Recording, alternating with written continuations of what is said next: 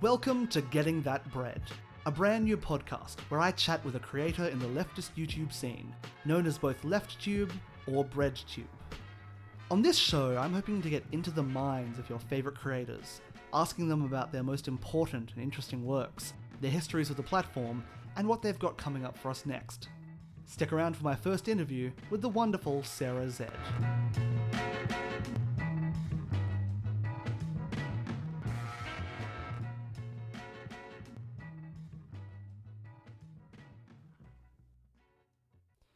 My guest today is Sarah Zed, a video essayist who's made videos on such topics as the late-stage capitalism of fast food Twitter, J.K. Rowling and authorial intent, and her most recent video on the weird world of Broadway bootlegs. She also appears in the weekly Dungeons & Dragons podcast, Trials and Trebuchets, as Mira, the energetic half-elf bard who's in almost every club at her magical school. And while this interview will cover all of those things, she's also a noted Drag Race superfan. So all I want to know right now is, Sarah, what did you think of the RuPaul finale? Oh my god, I am so happy about the outcome. I could not be happier. It was really, really excellent. It was great, right? Right? Yeah.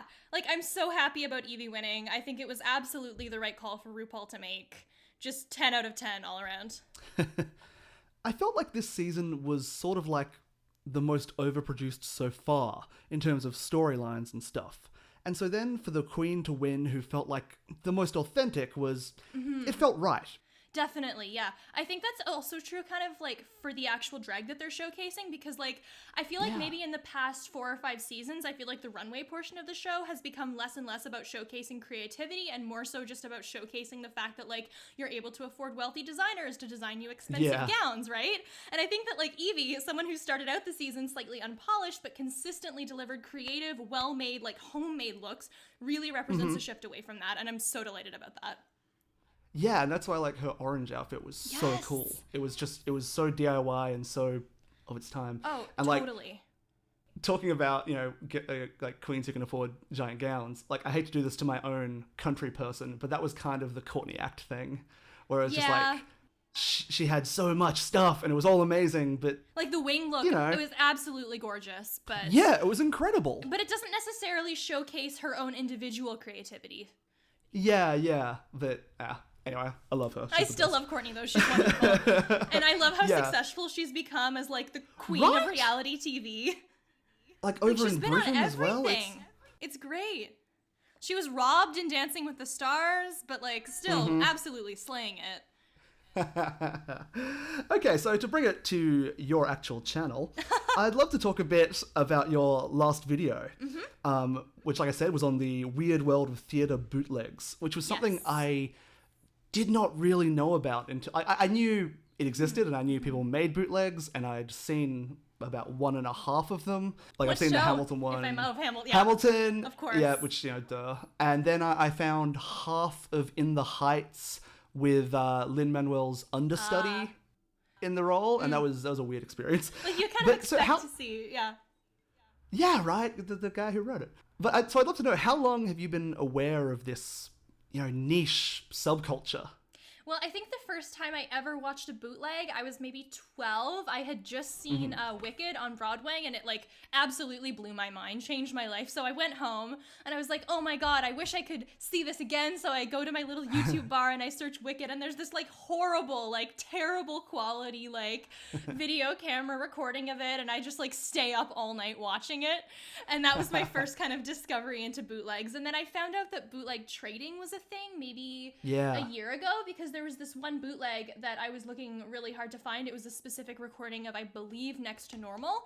And so I was Googling it and I couldn't find it on YouTube. And then I found somebody online who was offering to trade it for other shows. And then I went down this just total rabbit hole of this really niche part of a really niche community. Yeah, I to me, it was sort of like the dorkiest corner of the dark web, you know? The dork web, yeah. The dork web. Damn it, that's perfect. Because, yeah, like, the idea that these, you know, these shows are a form of currency to be traded, but they're also the product that people are looking for. Yes, it's so interesting. Fascinating. Definitely, like, What a bizarre barter economy. Yeah, exactly. Because I feel like it's kind of a community that's ostensibly developed to resist some of the damages of late capitalism, right? Because it's like kind of a form of resistance to Broadway's elitism and financial accessibility. And then, of course, there are a variety of other reasons you might not be able to see a Broadway show. Like, I read once, I think it was on Reddit, somebody wanted to see a Book of Mormon bootleg because they couldn't be physically present in a theater that simulated gunshot noises, but they like still wanted to experience the show because that guy gets shot in the face in it. But then it's like, with this trading stuff, like kind of toxic capitalism kind of worming its way into the community nevertheless, because the trading community, of course, actively relies on these shows being inaccessible in order to sustain themselves. It's so cool. Sad, but cool. Yes, that's it. That's everything under capitalism. Yeah. Sort of one of the points I really liked about your video was that, you know, when you do go to see a show, so much of the time it's the producers who are coming away with, you know, the massive amounts of money compared to necessarily who wrote and performed. Oh, exactly. Like, these bootlegs are not primarily damaging, like, the actors or the writers so much as these extremally wealthy theater producers, which is part of one of the reasons I think it's not very unethical to bootleg a show. And it's funny you mentioned that, because that's also something I wanted to ask about, which is what I really like in your videos is I think you're really good at presenting both sides of the issue. That, you know, you take into account different opinions and present them, and even though you present your own opinion, which, you know, in this case is that bootlegs aren't that damaging, you did go to the point of, you know, presenting why people think they are. Yeah. And so I want to know, is that like something that comes naturally to you, or do you have a struggle with trying to represent both sides? I have in the past, but in my first year of university, I joined the debate society at my school. Yeah. And like I feel like when you watch a lot of YouTube like debates online, it's a lot of people kind of misrepresenting each other. And so that was like, you know, finding the weakest possible version of their argument to target. And so even though I had done debate in the past, that was kind of my perception. But as I started going to tournaments, you find that strawmanning your opponent actually very much loses you points. So you really, it made me work really hard to try to find the strongest possible version of my opponent's arguments. Because, you know, somebody who doesn't know anything about bootlegs coming into my video might be able to like be convinced to kind of agree with my side without being presented with the opposing side. But what if somebody comes in with a preconception that's different than mine? I want to acknowledge and honor the fact that they might feel a different way while still making my own case as strongly as possible. Yeah, and especially with the bootleg thing, how you're talking about how it can be distracting to actors, which and is that to me was like the most, you know, convincing point of like how these things can be destructive. It's like the old thing of watching a phenomenon changes it, and I think that, you know, this is a perfect example of that. Recording a live performance will change how they interact with them. Oh, definitely. Like, actors are very aware of their audience when they're performing. Even though the lights are low, you can definitely kind of get a vibe from your audience for sure. Yeah. I remember like just doing one or two school performances, like finding my parents in the crowd, and I'm like, okay, well, that's my mark right there. Oh, totally. It changes how you perform, and it changes thus the experience of everyone in the room. Yeah. So another thing I'd love to know about this video, how long did you have this idea kicking around? Like, how long did it gestate for? And yeah, you know, how much did you have to do much extra research, or was this, being a community you were already so aware of, was it just as simple as writing down your thoughts? Well, I always found bootlegs kind of interesting as a subculture as soon as I learned about the trading community. So I had the idea before I actually started putting it into action for maybe a month that I wanted to talk about bootlegs, but I had other videos. I wanted to get them out first. And then I did know a lot of kind of about the community beforehand, but I still wanted to make sure I knew as much as possible. So it was a lot of like going through like trader specific tags on Tumblr and Reddit and other communities and like reading their thoughts and, you know, finding trader blogs. How much are they charging for these shows? Watching different bootlegs, which I like to pretend was research, but really I just had fun watching the bootlegs. So that probably took a few days to do, just like the research portion of it. I do love the idea of you just watching the same, I don't know, Book of Mormon bootleg you've seen 10 times. This is very serious academic research. I'd love to know, how would you cite a bootleg? That is a great question. Like, do you have the name of the bootlegger? What if that's not available? Do you want to do APA or MLA or, God forbid, Chicago? Yeah. You have mentioned, your university debating stuff in your Q&As before. And so I'd love to know, have you ever been on a debate which you've steadfastly opposed the side you're on? Yes. Like you've had to... Oh, all the time. That's very common. Yeah? I actually find it easier in a kind of a formal debate setting to argue for something that I don't agree with, because I find when it's something I already agree with, I tend to kind of make logical leaps and assume that certain things are obvious because, like, they're just right. Aren't they? Like, yeah. I was in one debate about opposing like kind of corporate feminism, and I think I made a lot of points in that round where I was kind of taking certain things for granted because I'd participated in these arguments online so many times, I'd heard them so many times, whereas when it's something you disagree with, I find that you have to kind of methodically go through each step of logic more. Like, I was in one round, and so one of the things about the style of debate that you do in the second semester in Canada is that the team who's, like, opening the debate gets to decide the topic instead of it being a third party. And so judges also have to take into consideration, like, whether the topic is fair, like, whether there are fair arguments on both sides, as opposed to just, like, this house opposes genocide, which you can't make someone argue for genocide. Like, you can't do that. So it was, this house would... instate mandatory vaccination for elementary school students, and of course I agree with that, but I had to be like, no, we can't do this is terrible, and I had to go through all of the reasons in my head. I felt a little icky after that, but it gave me kind of material for if I'm arguing with these people, this is how they think and this is what I can say in that situation. Yeah, that's really interesting, because I think when you're involved in a certain discourse, you do start to assume a certain level of knowledge. You assume they've already had the entry argument. Exactly. And then if someone comes in and just completely undermines you, you're lost. Yeah. But yeah, like it is interesting how you compare this sort of formal debate to these online debates, because that's something that's popped up recently is people pointing out, is there any worth to debating like alt-right or full-blown fascist figures? I mean, do you have an opinion on that?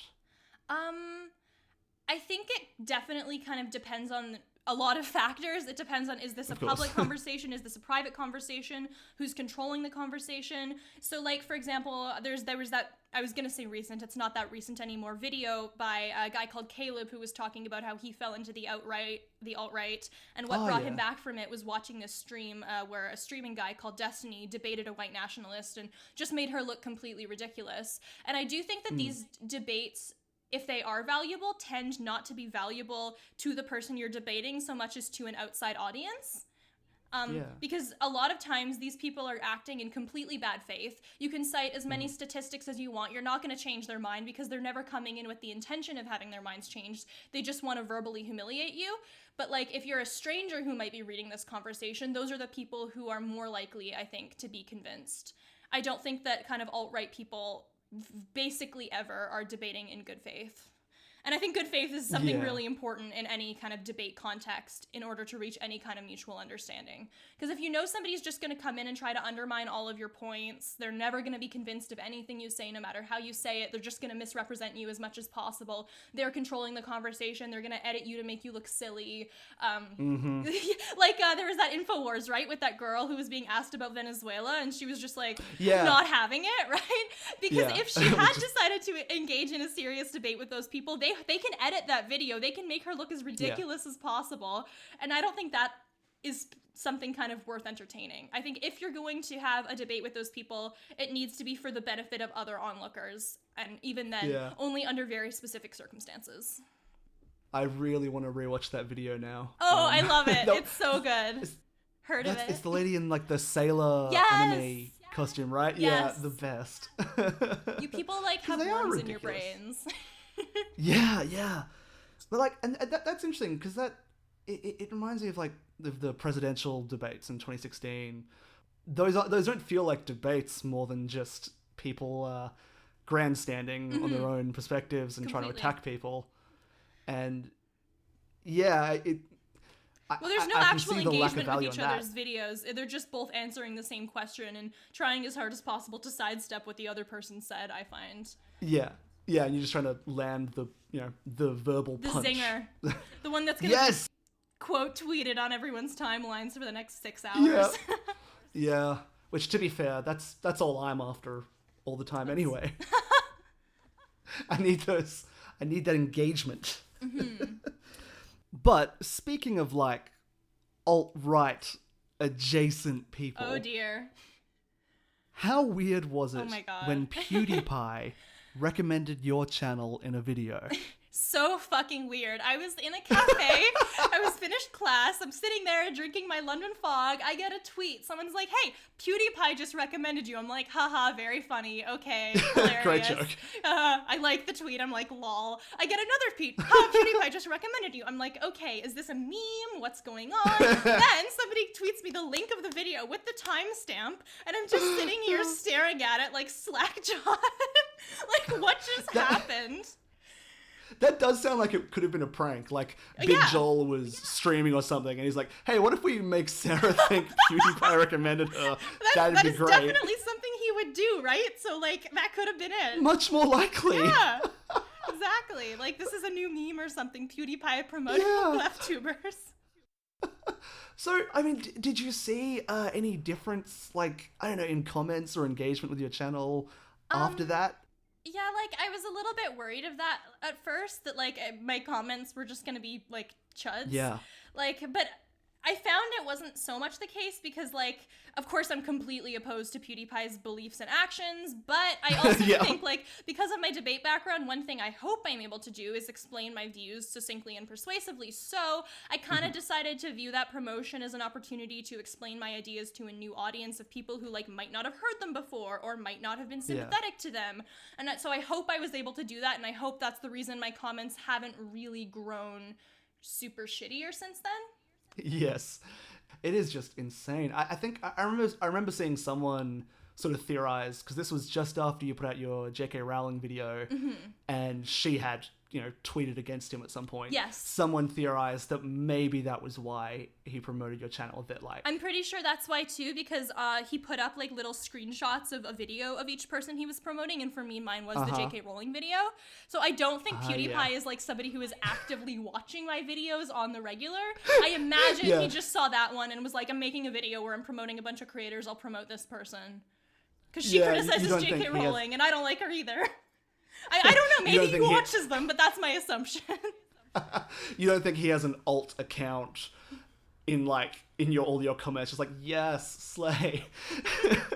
He's not secretly in the Discord. Like, Oh my god, now I need to like check everybody in the Discord and make sure they're not secretly PewDiePie. yeah, I would love to see like one of those testimonies of I was alt-right until I saw Sarah's J.K. Rowling authorial intent, even though that's not even that political of a video. Yeah, can you imagine? They were just like, they were so interested in like talking about Anne Rice and that sort of thing that they just changed their entire political. You never know. So in preparation for this podcast, I went back and I actually rewatched your very first piece of media criticism, which was your close reading of the first episode of the TV adaptation of Heathers. What's kind of incredible, it actually holds up as a really good video. You like, think? I think I do. When a lot of people start, it's, people are very unsure, they haven't found a specific voice yet, but I think your criticism was very spot on, and like your camera presence and everything was really good. Thank you. So what I'd love to know is, did you have any screen experience before that? Well, so not like really. I'd never done a video essay before, but when I was quite a bit younger than I am now, I did have an atheist YouTube channel where I complained about religion and stuff. It did not last very long. It had 2,000 subscribers at its peak or something like that, and it was like a very short-lived thing, but I did get promoted on like Pathos or something once, so that happened. And then my parents were like, "Don't do that," and so I deleted my channel. Good parents. Very good parenting. Yeah, I was so mad at the time, but in retrospect. Yeah, they might have stopped you from falling down like an amazing atheist-esque rabbit hole. Oh, I watched that guy quite often. I was like watching all of them, like Christina Rad and like The Amazing Atheist and Thunderfoot. This was like before Gamergate, so like they hadn't gone full shithead yet, but like it could have gone in that direction. Oh my god, that's amazing! I had no idea. Yeah, that was well, something. I'm gonna speak for everyone and just say I'm glad you switched to like media criticism. Thank you. Oh my god. Yeah, choices. Have you managed to track down the rest of the Heathers show yet? Have you submitted yourself to that? I did end up watching the season. It was interesting. I mean, I don't feel like I have enough to say about it to make a whole nother video on it, plus another video essayist who I also like, my friend Grandpa Glasses, might be doing one at some point, so I'll leave that to him, but it was not very good. It's in your court, Grandpa. Yeah. Oh, that sounded aggressive. Yeah, make a video, motherfucker. I worry about coming off like that sometimes. Like every now and again, I'll notice, oh man, this person hasn't put out a new video for like 6 weeks and dance for me, YouTube man. Yeah. So probably the biggest like visual quirk of your videos recently is that you're always holding a mug. Yes, I'm holding a mug right now, actually. Yeah. Just for audio. Well, I like drinking tea, and nice. I like it, and I get thirsty when I make my videos because I just sit there in front of hot lights and talk for a while. Yeah. So I like having the tea to drink. And I also feel like it's just kind of like, oh, I'm giving my opinions. I'm spilling the tea. Yeah. Like, it kind of works, you know? It makes for a casual atmosphere. I've got I'm just so many comments out. of people thinking that I'm not actually drinking anything and I'm just holding the mug as a prop. Like, this is a full-blown conspiracy theory in some of my... I literally poured it on my face in one of my videos, and people still think that I drink from an empty mug. Well, that was also a prop. Like, you made that in After Effects or something. Yeah, I just like CGI'd it in. So another thing you've said in a Q&A video in the past is that you're at university at the moment. I don't know if that's still the case. It is. But that you were studying international relations and you took a media studies class and you were so fascinated by it that you started double majoring, right? Yes, in sociology. Yeah. And sociology, IR. okay. Ah, it's so cool. I mean, so I was wondering, have you ever thought about bringing the sort of other side of your degree into your YouTube videos, like talking about politics or international relations, that sort of thing? Mm-hmm. I've been hesitant to do so in the past, mostly just because I think like a lot of other people talk about it in a more succinct way, and this is what I feel most confident talking about. But, you know, I would never say never. There's definitely a lot going on in the world right now, and I don't want to proclaim to be an expert on any of it. I feel like it's easier to become an expert on like niche internet communities, but like maybe one day. Oh, I'd love to know what the Broadway bootleg community thinks about like Syria. Here's a Hamilton bootleg. Tell me your thoughts on Palestine. Oh my god. Which founding father would support Palestine? Shittiest BuzzFeed quiz possible. Yeah, exactly. How would Thomas Jefferson feel about the Prussian Empire? Ha! Probably just Dude like loved empires. Whatever the shittiest opinion on that is, I think he'd have it. Yes. I would be kind of interested in it, especially from like a Canadian perspective, because I think so often the perspective of Canada in the in the rest of the Western culture is like, those friendly guys up there. It's lies. It's lies and propaganda. Well, because then every now and again we'll see an article on like, here's some horrific treatment of First Nation people. And not from 200 years ago. Oh, it's ongoing. It's horrible. It's absolutely terrible. And we definitely have this kind of smugness because we're, of course, right adjacent to the U.S. So it's easy to be like, we're better than the States. Therefore, we have no problems we need to address. Like, okay, that is not true. Do not collect Go. Do not pass. Don't collect it either.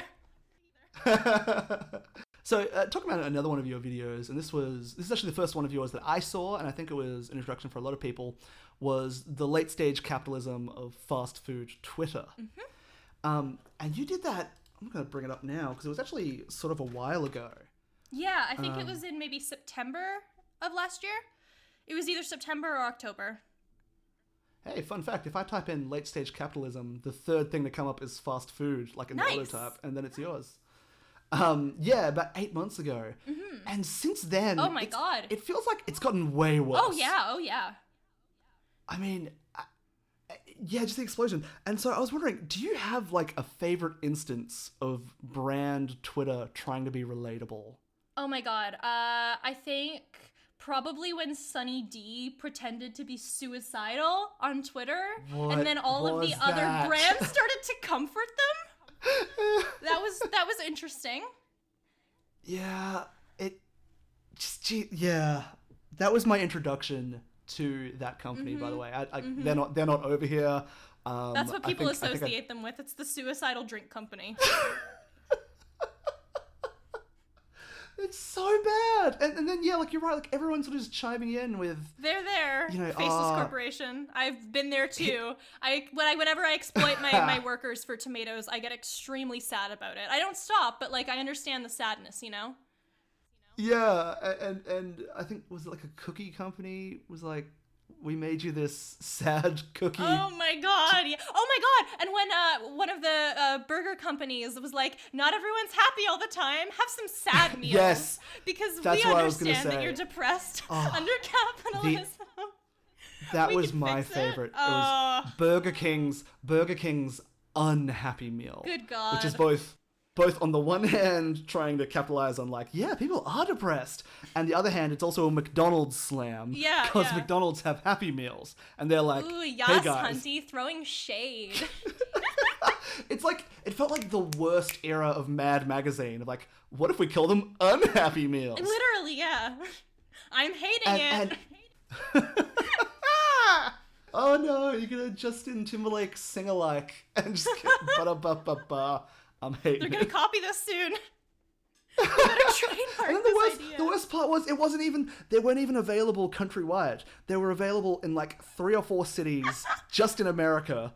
You can only be But it was depressed in also- Chicago. Suck it, Chicago. Mean. But like, it was just a Twitter phenomenon. You know, Oh, yeah. it only existed. They weren't making a product except for these 3 cities in select stores. The product was not were the just- point. The tweet was the point. Yeah, and the tweet was the point, and then the reaction articles and the videos about it. But we're still talking about them. We're still talking about them. Oh, they're so evil. I know. They need to be stopped. It's fucking insidious. And like with the Yeah. silence brand meme and everything that's kind of emerged from that as well, Yeah. it sticks in your mind. Like, because of course people have started responding with the like silence brand meme with the laser eyes, and then you see companies Yeah. make their own variation to like clap back at fans. Like a chip brand Yeah. did like silence blands in reference to other chips. I think a video game company did like silence fan. One of them did like a clown on a computer Silence fan. with silence brand in the distance, and it's like, okay. They're too self-aware. This is how Skynet's going to be introduced. Oh, I'm so conflicted about the whole thing with like the responses and like, jeez. Yeah. Because like on one hand, like it totally exemplifies the problem where like people calling out fast food Twitter are perceived as like not in on the joke, like they're just like killjoys ruining a brand's harmless fun. Yeah. But like that's dangerous because criticizing it is not the same as going, well, actually, to someone like making. I a hate harmless jokes. joke. Yeah, but because like there's real harms to like our collective critical Yeah. thinking skills and our ability to distance ourselves from ads when like ads and entertainment become functionally indistinguishable, right? Like when Sunny D pretended to be depressed, that was not some like random teenager who happened to run the account and was sad one day tweeting. No. It was highly specialized marketing teams that go through multiple stages of approval who are actively working to make sure their brand is on your mind as much as possible, right? Yeah. But like on Oh, the other God, hand, no, go ahead.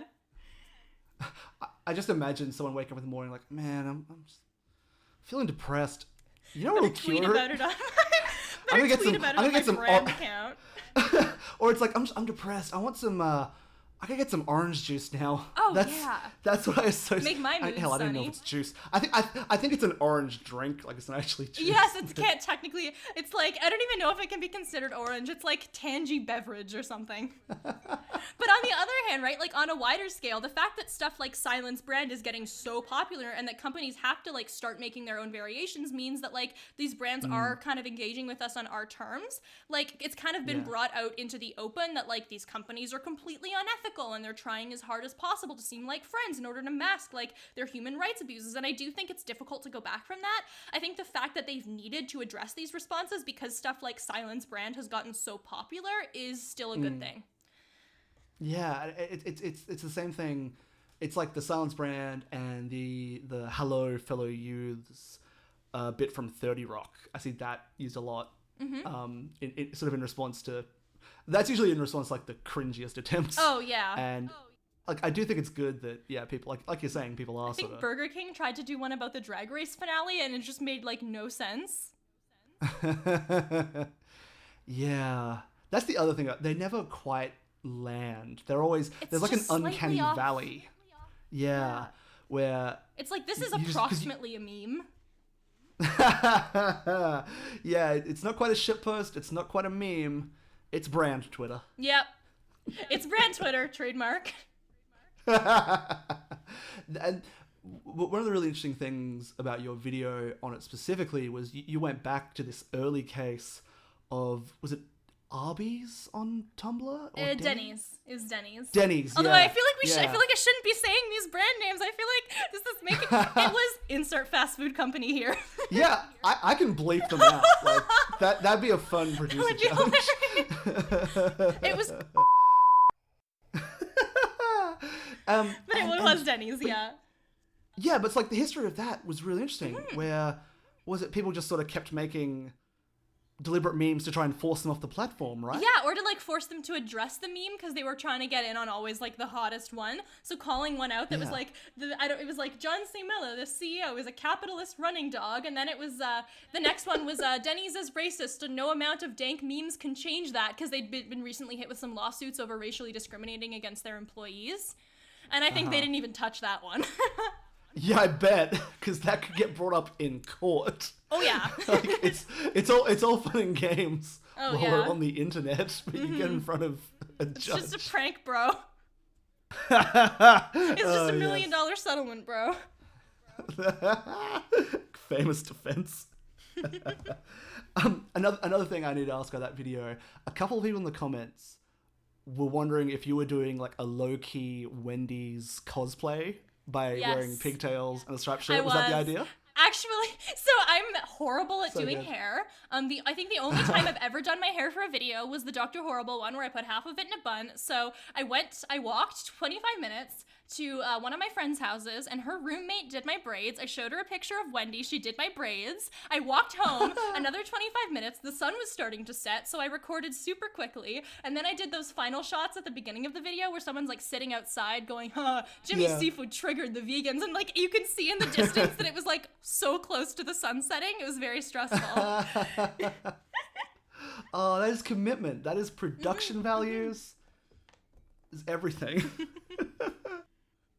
This is something I've actually wanted to ask, like a bigger level YouTuber. Does the term YouTuber annoy you at all? Like, do you like if someone says, "Oh, hey, here's YouTuber Sarah Zed," does that bring up anything in you? Not for me. I would if somebody asked me what I did for a job, I would never be like, I'm a YouTuber, because I feel like I would associate me saying I'm a YouTuber with Jake Paul, Team 10, move to LA because you think you're gonna be famous and live in a house where you all prank each other. But I understand, I know that that's not actually what it means. It just seems like kind of something that would be douchey to call yourself, but somebody else being she's a YouTuber, I wouldn't be because I feel like the self-identification of it is what's kind of douchey. I don't know.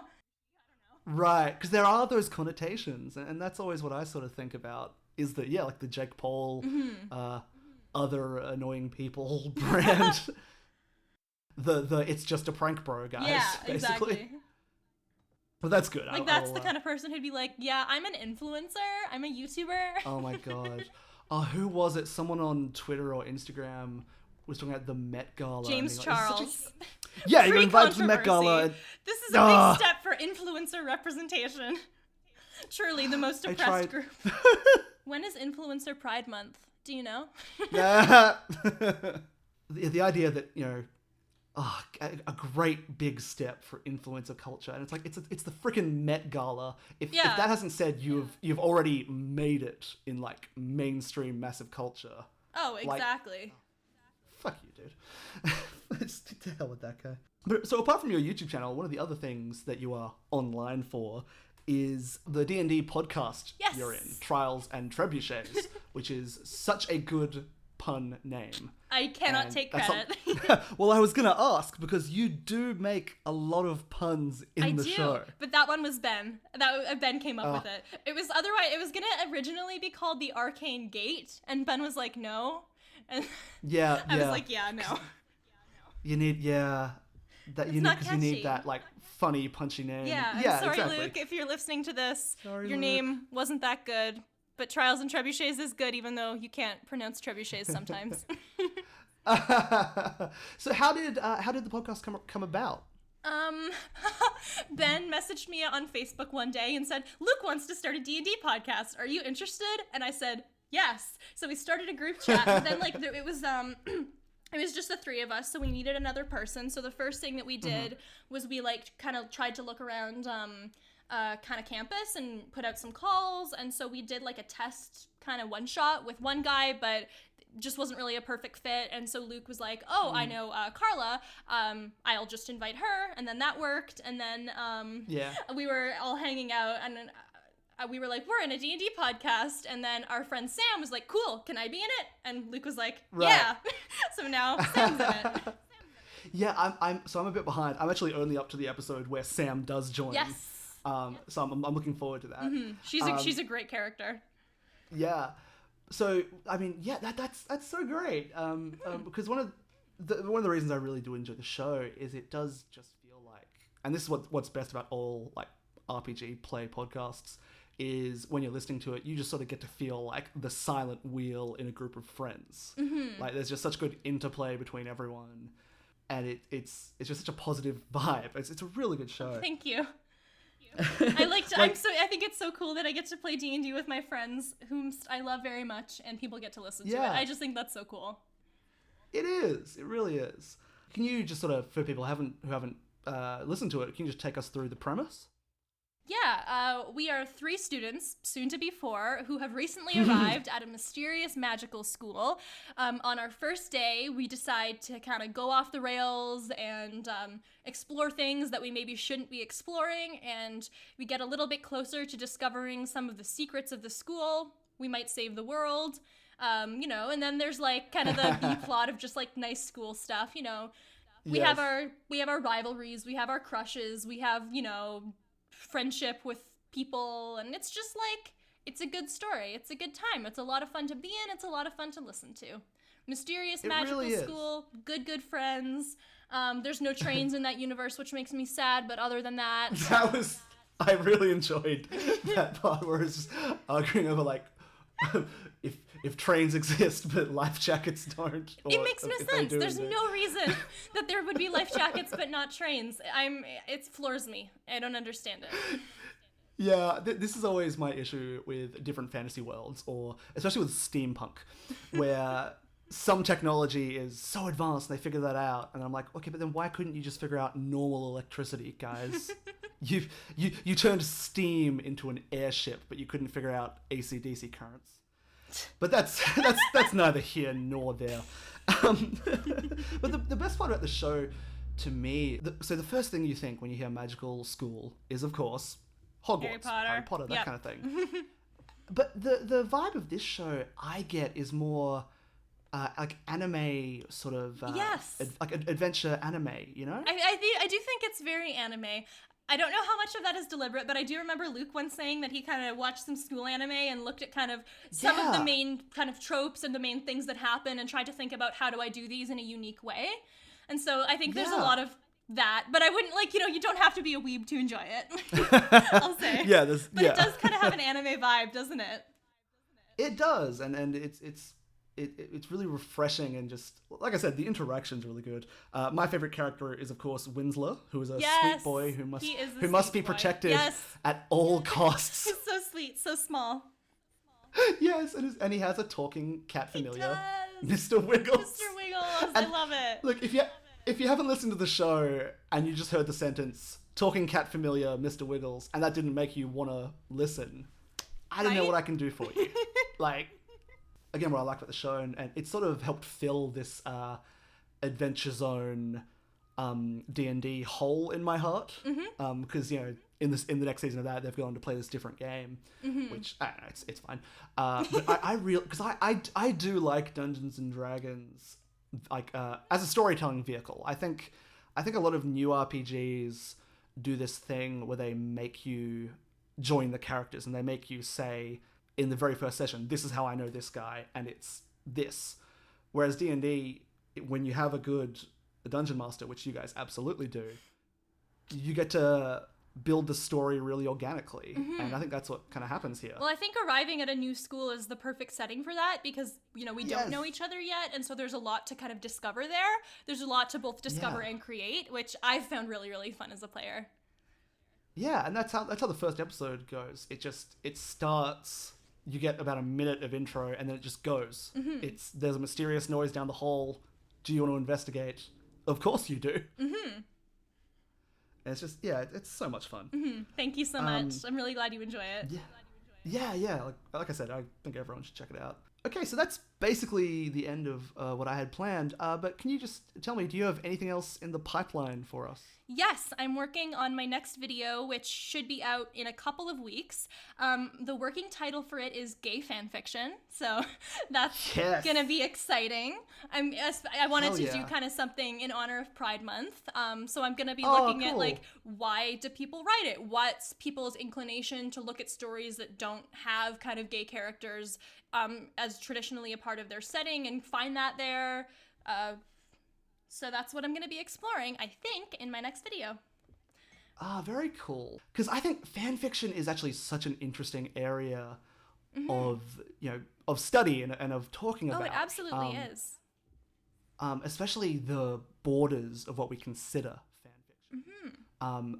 I actually just bought a book yesterday by a British mystery writer, P.D. James, and so she wrote this book in 2011. Which was, it's set in the Pride and Prejudice universe 6 years after the wedding, and there's been a murder. And so, I legit, I don't even know all the details of the book. I just saw that and I'm like, done. Oh, hell yeah. But because Pride and Prejudice is out of copyright, this is its own book. This isn't fan fiction. Right. But it absolutely is fan fiction. Or like the BBC show Sherlock, is that fan fiction?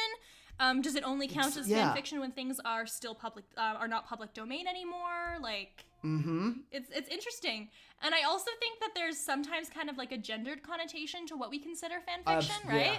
Like, absolutely. Fan fiction is a women thing. This is a man thing. This isn't fan fiction. That's literature. Come on. Yeah.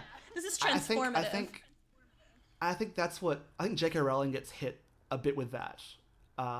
When people talking about her out of universe declarations, people calling those fan fiction, and I think they are. I think they are. There's an argument to be made there, but that the same thing isn't said for male writers when they correct their works after. Well, Neil Gaiman literally writes. He wrote a lot of fan fiction, but when you think of authors who write fan fiction, for most people, his name rarely comes to mind.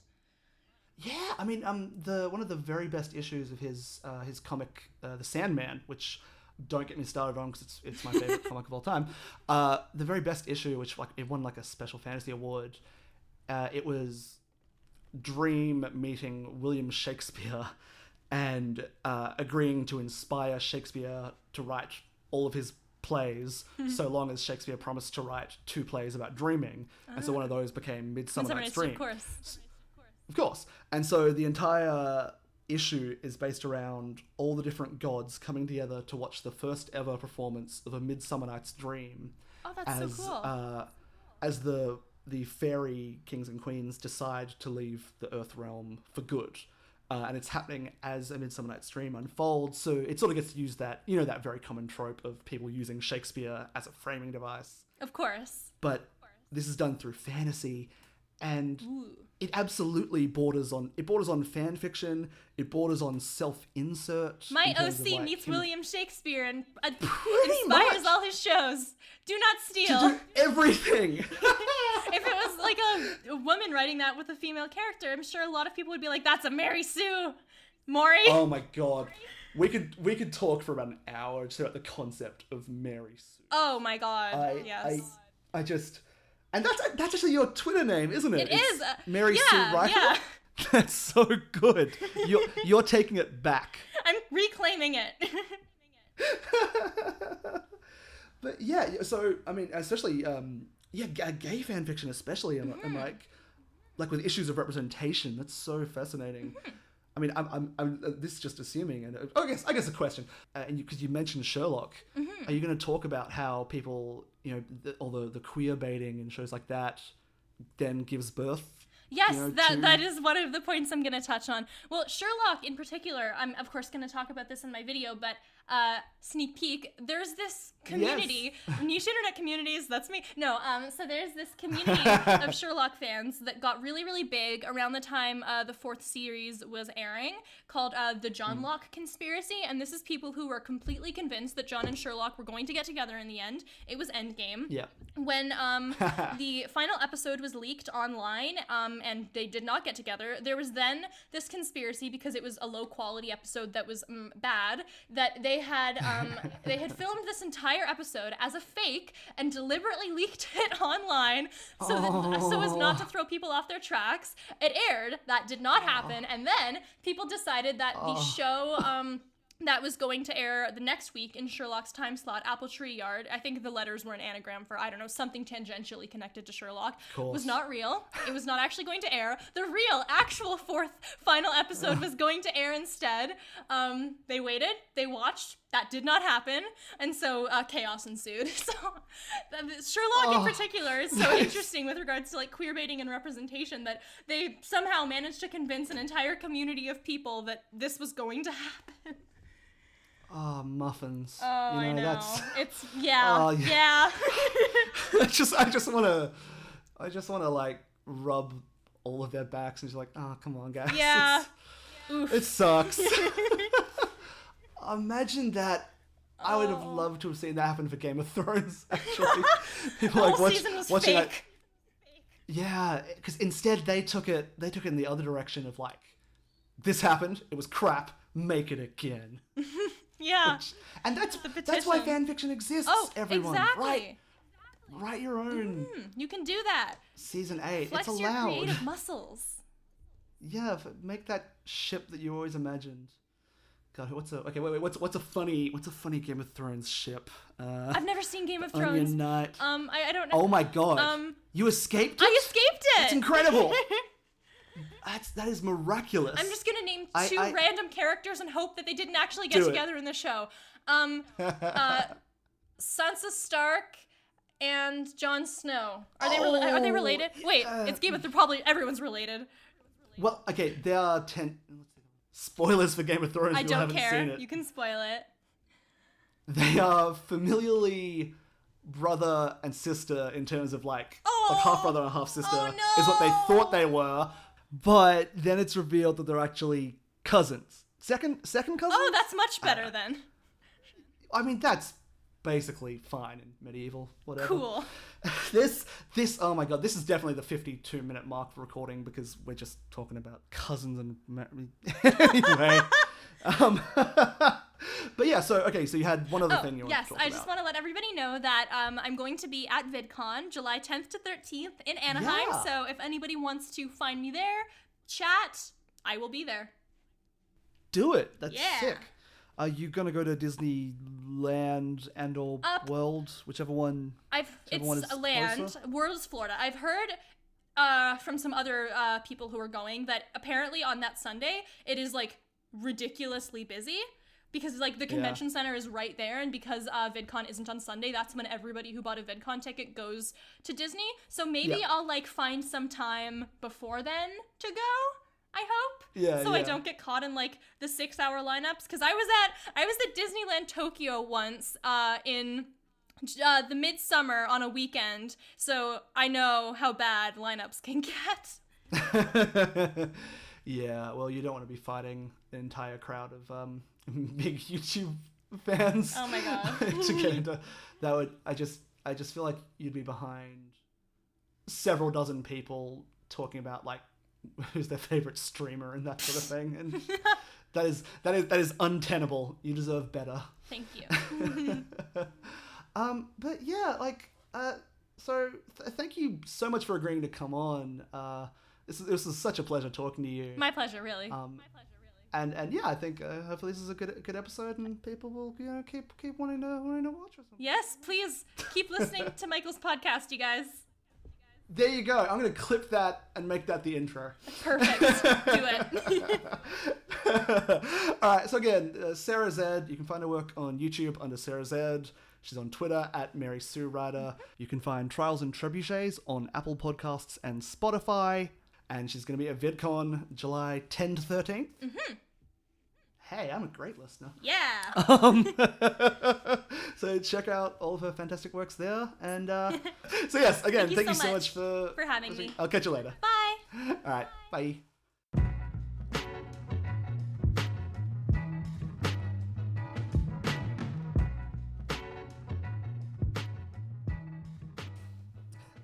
Once again, a huge thank you to Sarah for coming on. She is exactly as much fun to talk to as you'd think.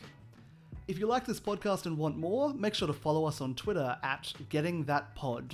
If you want more of my work, you can find my solo Twitter at HardcoreLime, or my own YouTube stuff also under the name Hardcore Lime. Getting That Bread's theme song is Look Outside by Stinky, which you can find on the Not Responding EP, available both on SoundCloud and Spotify.